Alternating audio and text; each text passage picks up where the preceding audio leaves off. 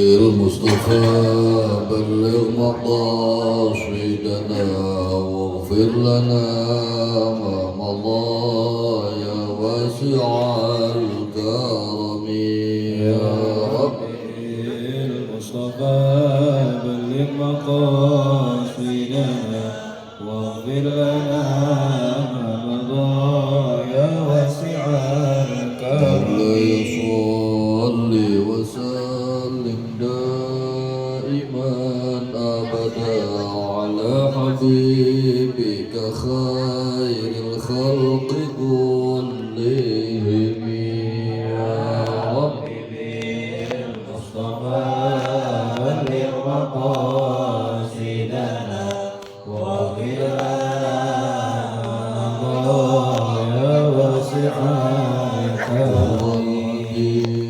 التي ترجى شفاعته لكل هول من الأهوال مقتحم يا رب. بالمصطفى بلغ مقاصدنا واغفر لنا ما مضى يا واسع الكرم.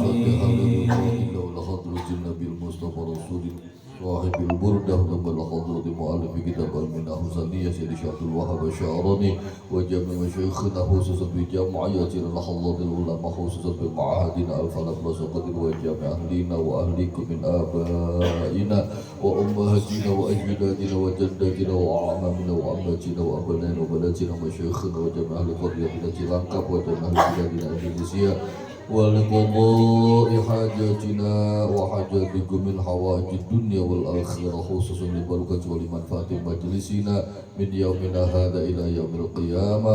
الفاتحة. أعوذ بالله من الشيطان الرجيم. بسم الله الرحمن الرحيم. الحمد لله رب العالمين الرحمن الرحيم مالك يوم الدين إياك نعبد وإياك نستعين اهدنا الصراط المستقيم صراط الذين أنعمت عليهم غير المغضوب عليهم ولا الضالين.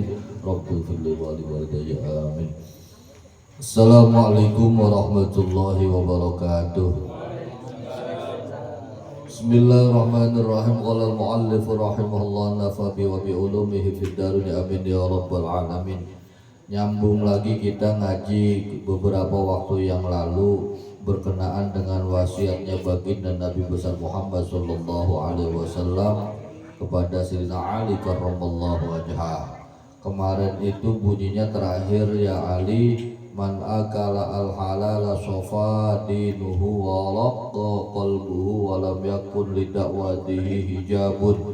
Wahai Ali, siapa aja manusia yang bisa, yang mampu menjaga status hukum halal, apa yang dimakan dan atau apa yang diminum, maka yang pertama sofa dinuhu, agamanya akan jernih, bening.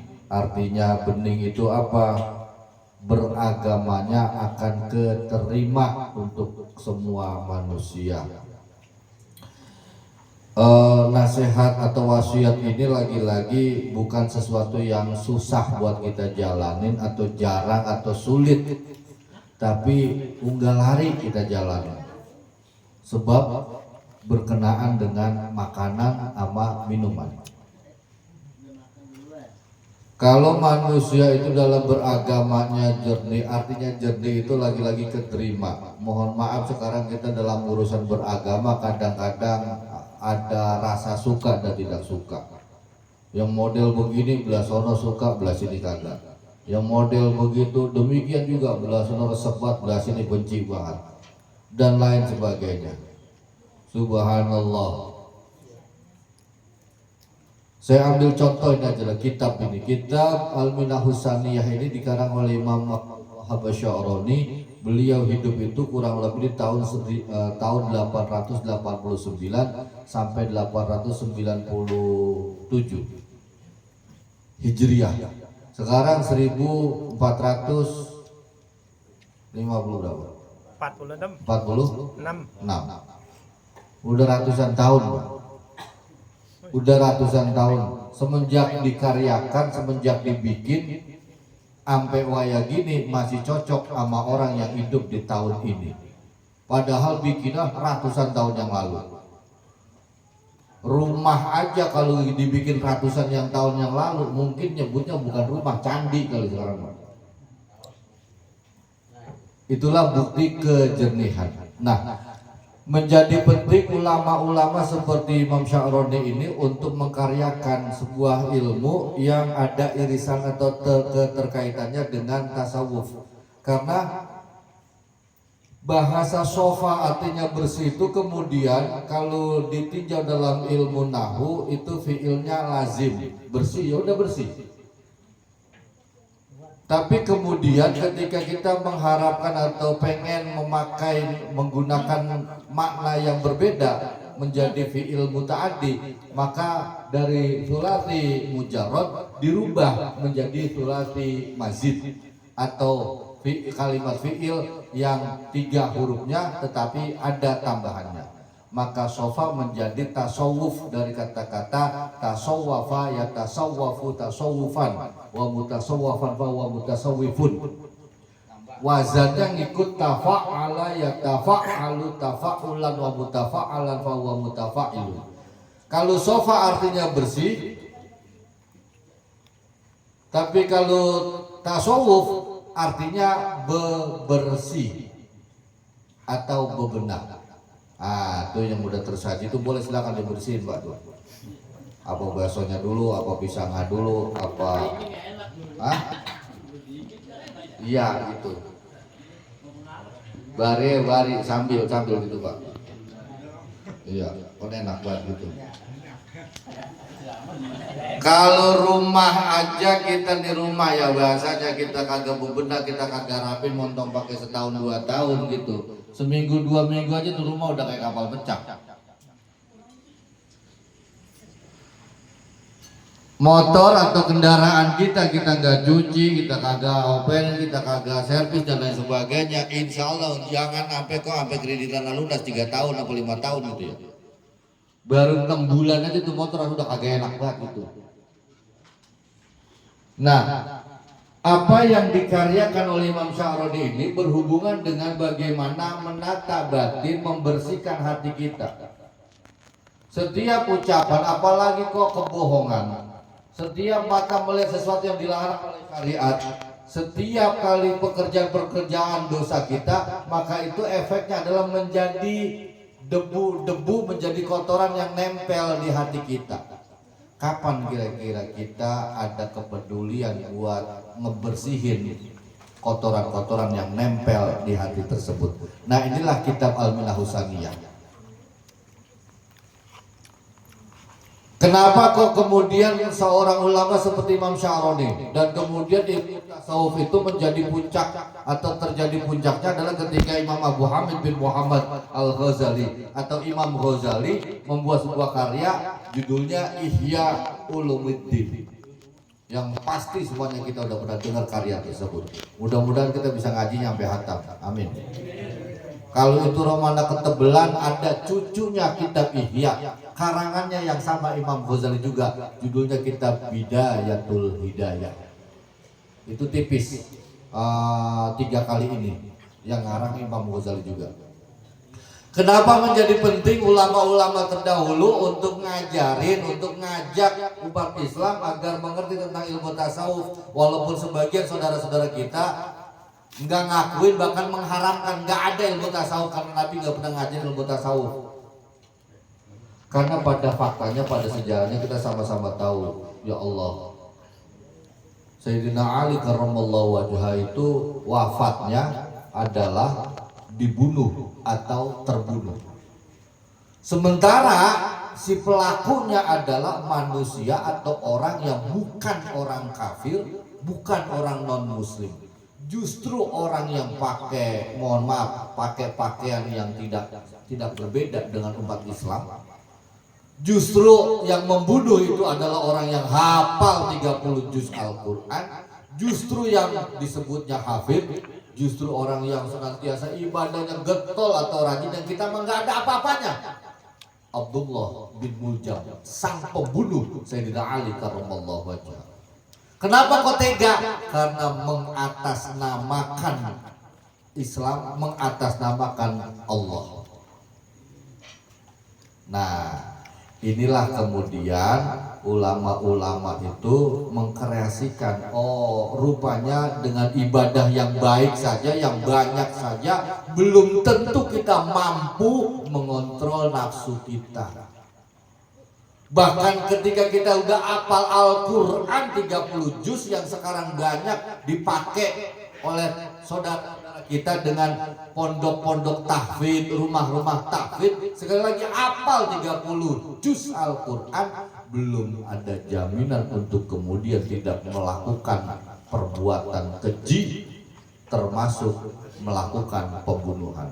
Inilah penting, menjadi penting, sangat penting untuk mengikuti atau mendalami ilmu tasawuf. Yang kedua, selain rokok, apa yang sofadinu, yang kedua waroko qalbuhu, hatinya akan lembut. Kelembutan hati itu ya Allah Rabbi. Kadang-kadang lihat anak kucing aja kita kagak tega ya. Itu kalau hati udah lembut. Tapi kalau hati kita mohon maaf kasar, bahasa kita lagi mati sekalian tuh. Hati kalau udah kasar kok. Walam yakun lidakwati hijabun, dan yang ketiga adalah doanya senantiasa diijabah oleh Allah Subhanahu wa taala. Jadi kalau kita mendapati orang kok dalam urusan beragama kita resep banget, kita kok rasanya nggak enak aja sama orang tersebut, kok wibawanya itu luar biasa, kemudian hatinya juga lembut, kemudian doanya gampang buat dijabah. Nah, orang atau sosok yang seperti ini biasanya mampu menjaga apa yang dimakan, apa yang diminum dengan status halal. Bukan objeknya aja, tapi hukumnya juga halal. Air putih, jeruk, pisang itu halal Pak, tapi kalau belinya pakai duit boleh nyolong, haram hukumnya. Itu jeruk haram hukumnya, begitu. Bismillahirrahmanirrahim, kita terusin. Qala al-mu'allif rahimallahu nafa bi ulumi fid darin amin ya rabbal alamin. Wa man akala al-harama wa man lan utawi sapane wong iku akala mangan sapa man al-harama ing barang kang haram, mata moko mati apa qalbuhu atine man. Wa khafa lan enteng apa dinuhu agamane man. Wa dha'ufa lan apes apa yaqinuhu i'tiqad utawa keyakinane man. Wahajabalan nijab nutup sapa Allah dakwah tu indungone man, wa qallat lan kedik apa ibadatuhu ibadai man. Nah, berikutnya juga ada tampilan atau orang. Yang pertama itu adalah Masya Allah Rubi, nggak punya perasaan, nggak punya hati Pak. Manusia yang kagak punya hati. Ada emang begitu? Ada, banyak. Udah tahu itu anak kandungnya, udah tahu itu darah dagingnya dimatiin, atau sebaliknya udah tahu itu baba moyangnya dibunuh. Naudzubillah waliyadzubillah. Udah tahu itu bininya dewek dimatiin. Itu namanya hatinya mati. Ada orang yang kayak begitu. Atau kemudian orang yang ngentengin urusan agama. Biasanya ini teriaknya ini itu kalau nyari duit yang halal-halalnya mah kapan dapet, kalau yang haramnya juga susah banget, apalagi yang halal. Ada yang begitu kan ngomongan dia? Hah? Banyak ya? Atau ada yang geremeng-geremeng nggak begini, wakil bang mau pergi kemana ke? Yang penting pulang bawa duit lu, mau duit memedik ya, mau duit terriwak ya, pulang bawa duit bang. Besok kita hari Minggu soalnya arisan, paketan, kondangan juga. Tidak mempedulikan apapun urusan agama. Atau dulu Al-Maghfur lagi Haji Zainuddin MZ itu pernah punya ucapan yang saya ingat banget. Urusan kalau tiba kita doang aman yang di atas, yang tahu nih kita doang aman yang di atas, aman lah. Tapi kalau ada orang lain yang tahu, nah ini baru berbeda.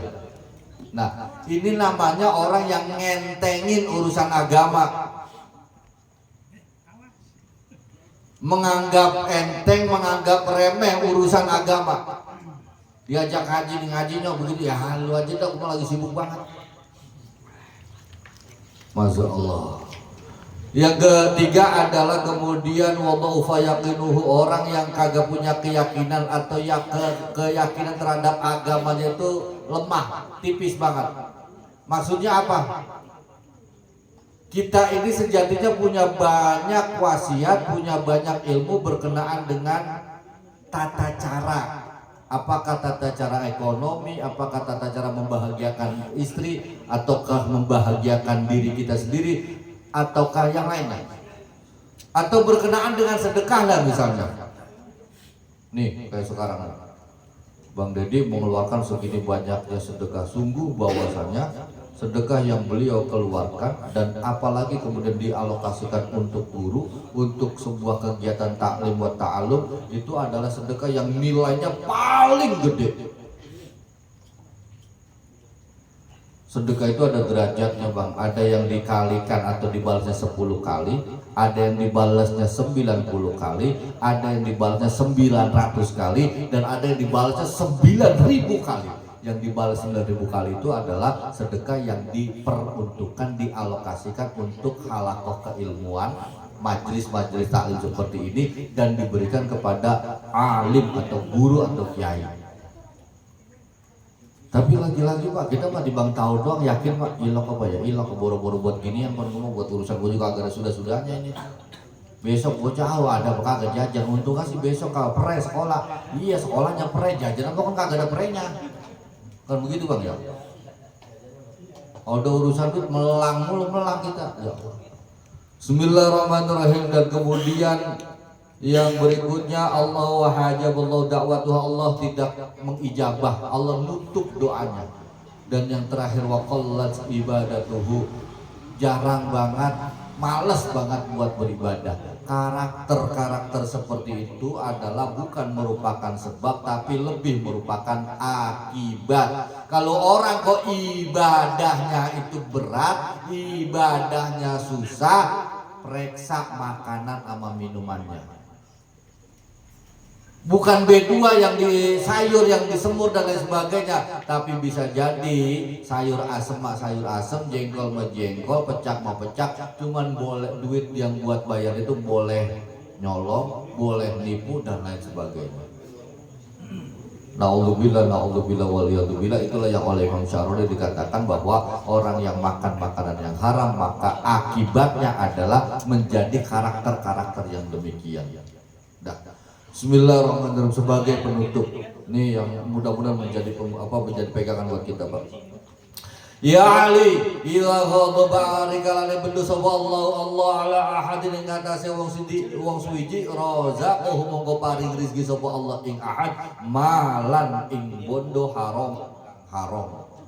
Wahai Ali, kalau Allah lagi marah sama seseorang, lagi gregetan sama seseorang, maka Allah akan memberikan rezeki, memberikan banda harta, tetapi harta yang haram kepada orang tersebut. Na'udzubillah, na'udzubillah, na'udzubillah, waliyadzubillah.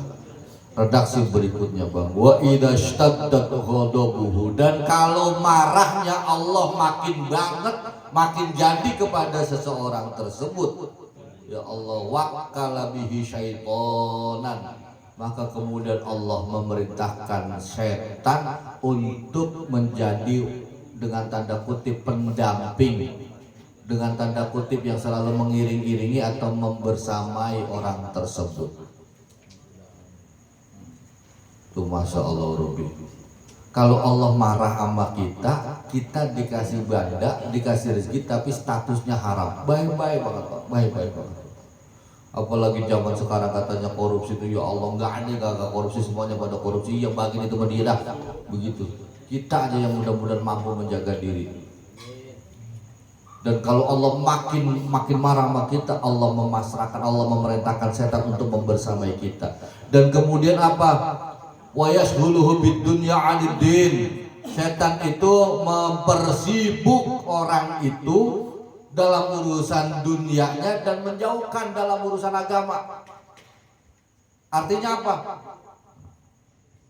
Nggak ada waktu, nggak ada kesempatan kita untuk berbicara, membahas, apalagi memperjuangkan agama. Yang ada adalah urusan dunia dulu, banda dulu. Iya enak buat gue juga pengen, buat gue juga ngaji, kan gue repot banget. Tuh. Wah kalau cerita sama lu Pak, kagak sudah 3 hari dah urusan gua. Dan kemudian ya Allah wa yusahhilu lahu umura dunyahu. Setan atau iblis itu mampu untuk membuat mudah, membuat gampang urusan dunianya.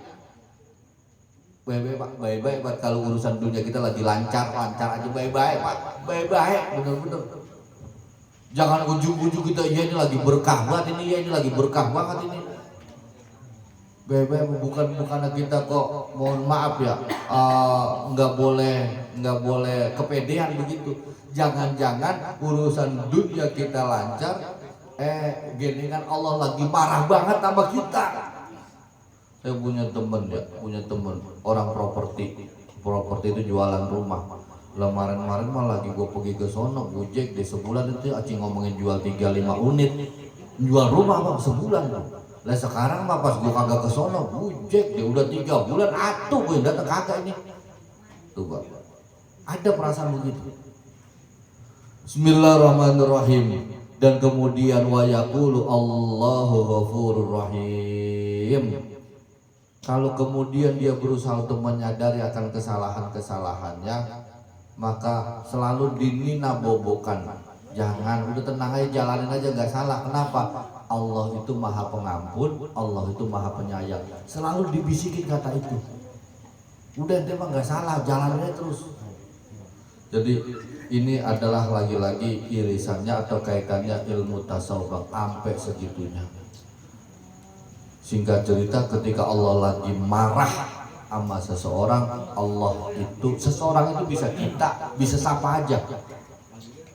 Allah akan mengkaruniakan orang tersebut harta yang haram.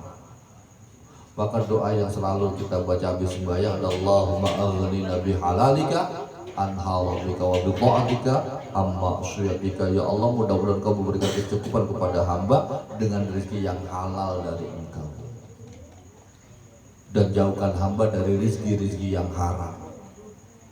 Ini saja ngaji kita pada malam hari ini. Terima kasih, mudah-mudahan ini cukup buat bahan koreksi buat kita semua. Amin amin ya rabbal akhiran. Wallahul muwaffiq ila aqwamit thoriq. Wassalamualaikum warahmatullahi wabarakatuh. Waalaikumsalam warahmatullahi wabarakatuh.